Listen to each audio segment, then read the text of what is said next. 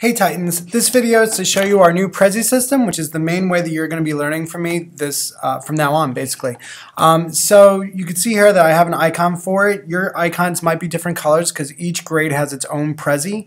I originally had one with all of them in it, but unfortunately it was so slow to load because it was so large. So now you have your own Prezi. The best case scenario is that you already have a Google Chrome icon on your desktop, but if not, you can easily go to the Finder and get one and just throw it on your taskbar. You can also have one here if you want. I like that, but mainly you need one on your taskbar for this part. Now you don't have your icons yet. I'm going to airdrop them to you or distribute them to you shortly. But once they're on your desktop, all you got to do is pull this icon over here.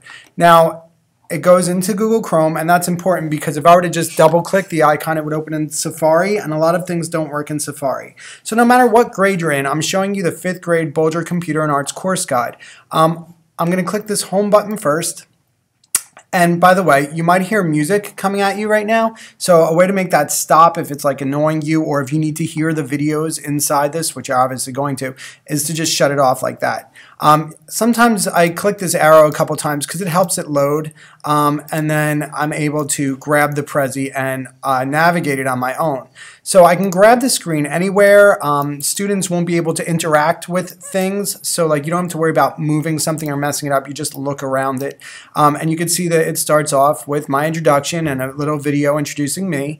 It then has, you know, how to use the Prezi, which is the video that you're watching now, and it has our school and it has my class.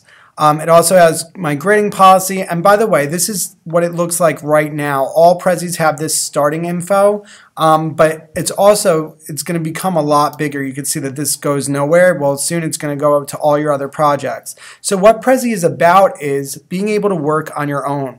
So the first thing you're going to do is set up your desktop icon so it looks just like this, pretty much. And then you're going to move forward to whatever level you're on. Level 1 means grade 5. Some of you might not be in grade 5, but I may have you come to level 1 to get some of the projects that taught us how to do things so that you're able to do higher level projects if you come to us in a higher grade.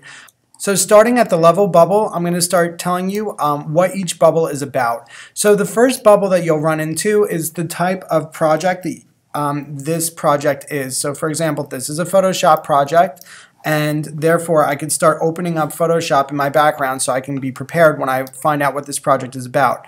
There may be one or more projects around the wheel. That would mean that you just have an additional Photoshop projects this quarter. Now I'm going to zoom out a little bit, and I'm going to take up the full screen so you can see a little bit better. I'm going to click allow here. These are good for zooming, but so is your scroll mouse.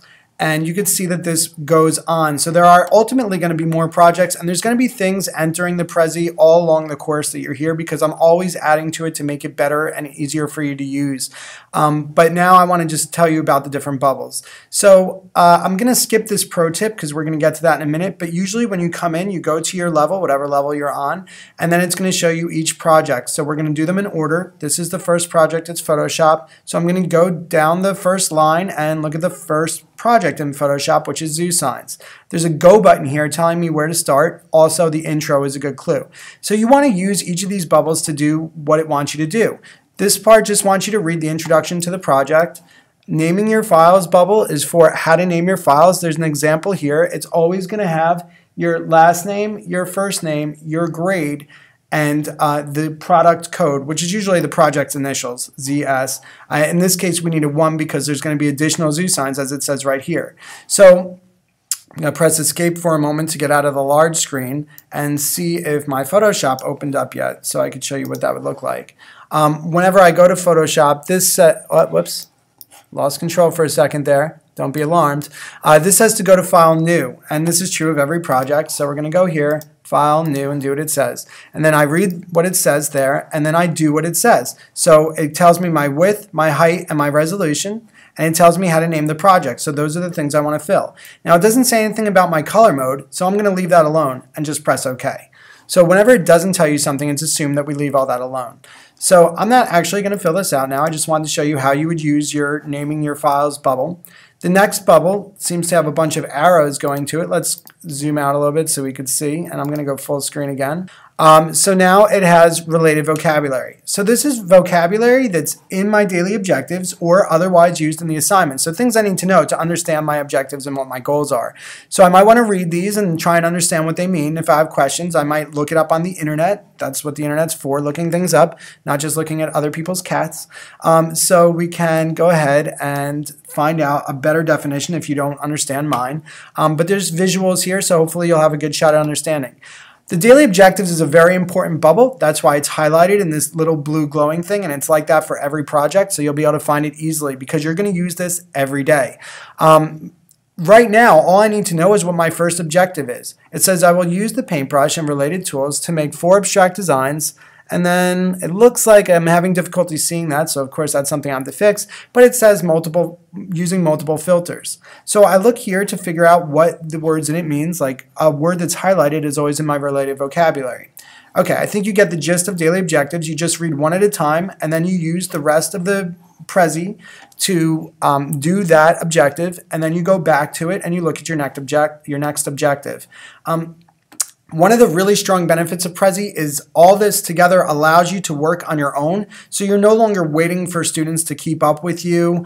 You're just basically moving at your own pace, which means some of you might even finish more projects than others, which is a great thing. It also allows you to spend a little time on the projects that you really like and move forward quickly on projects that you're not feeling as much or you're not interested in as much.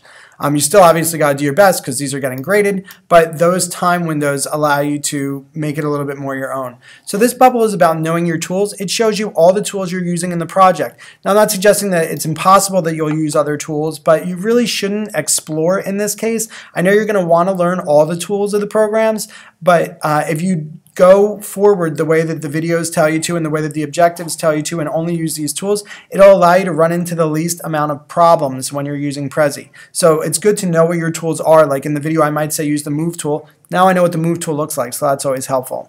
A pro tip is whenever a mistake is very common, so this says the most common mistake is, so it's a good idea to read that so you don't make that mistake. That'll allow you to do things again on your own without asking for help and also move forward quicker. Here are the videos for this project. So there's 2 ways of watching the videos. We could either just press this play button or this play button here and watch it in Prezi. I don't actually like that though. I'm going to press escape here and I'm going to just click the link because that'll open it in a new YouTube window and it'll allow me to use the controls a lot easier. So this is how I would watch videos.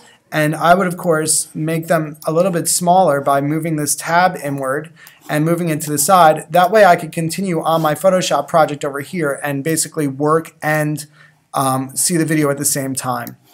So basically now that I have them both open, I just put this one to the side and I can close this if I need to a little bit.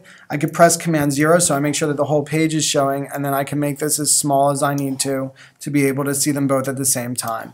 So that's the setup that I usually use, or you could just click back and forth if you prefer that. But it's always a good idea to keep your Prezi window open because you never know when you're going to have to move on. For example, when I finish this video, I'm going to have to go back to my objectives and figure out which objectives I've completed and then find out what the next one is so I can start to do it. Okay, so every day when you come in, actually, you're going to open up this part of the Prezi and look for the daily objectives because you have to compare your work that you've already done the previous days with the Prezi daily objectives to identify what your current objective is. And there's a poster about that. It's orange in the front of the room, so you'll see it and it'll remind you every day that that's really our daily objective, is to compare the work that we've done with Prezi daily objectives to find your current objective. Also, if you need handouts, there's usually some handouts in here. So like maybe you're having trouble with the video or you just don't like watching the videos. Not always, but sometimes I have a visual handout that you could basically zoom into and read the instructions, and it gives you a way to do the project. I really recommend the videos though because they show you everything step by step, so it's way easier to move through it without having difficulty doing things correctly instead of making assumptions, whereas this is a lot less information to give you the best way to do it. I'm going to zoom out a little bit more to show you that I've been going through every bubble of Prezi as I go through the project, and that's how you should do it too. After I get past the handouts though, it shows some examples. So by the way, you might want to look at these examples early on before you start doing your objectives, and that's fine. These are examples of exemplary work, which means that they're very good work. So meaning that these are great examples of what you should try and shoot for. So that's student work. I also have some teacher-created examples, which means that it's work created by me.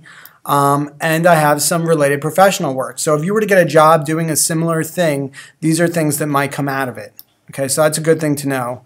Also, there's the peer assessment checklist. At this point, we're done with the project and we want to know how well we did. So what I would like you to do is use this assessment checklist to team up with somebody who sits in your row and open up your project, and you're basically going to talk to them and say, do I have all of these things? So you would, and if you both agree that you have all those things and it's like your best work, then chances are you're going to get at least a B for the assignment, probably higher if you have all of the things here. So just make sure that at the end of every project, before you submit it to me, you talk to a neighbor or a friend who sits close by and you go through your checklist with your project open. It doesn't matter if they do theirs with you or if you're doing it at the same time. It only matters that everybody does it, because you want to know that you have a good grade before you submit to me. The next step is to airdrop, although I hope to replace this icon. What I really want is way back here. By the way, you'll notice that I just put my cursor and scroll to when I want to zoom. Way back here, I hope to have a portal that goes to our Google Classroom, and I'm hoping that that becomes the way that we hand things in, but that's not set up yet. I'll definitely let you know if that gets set up. Right now it's empty here, and the reason for that is we're trying to work on that to make that happen. This way, when you save your work in the very beginning of the project, I'll always have the most updated version instead of waiting to the end and depending on airdropping. All right, but that brings us back here. After you submit your assignment, if you have extra time, meaning you're one of the first 10 students to finish their work, you might work on an extra credit project. This is basically usually a review project using some of the same things we just learned, but using them in a way that's a little bit more open and free.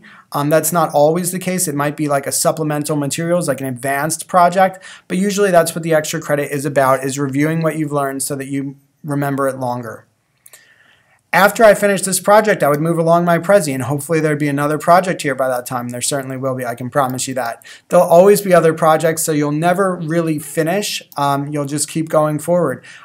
Eventually, you'll move on to the next grade, which will up your level by 1, and we'll have projects in all different types of programs here, so this is leading to the next program, and who knows what that'll be. You'll find out soon enough. All right, Titans, well, that's how you use your Prezi to help you learn new things in my class, and I hope you enjoyed this video. Please feel free to leave feedback.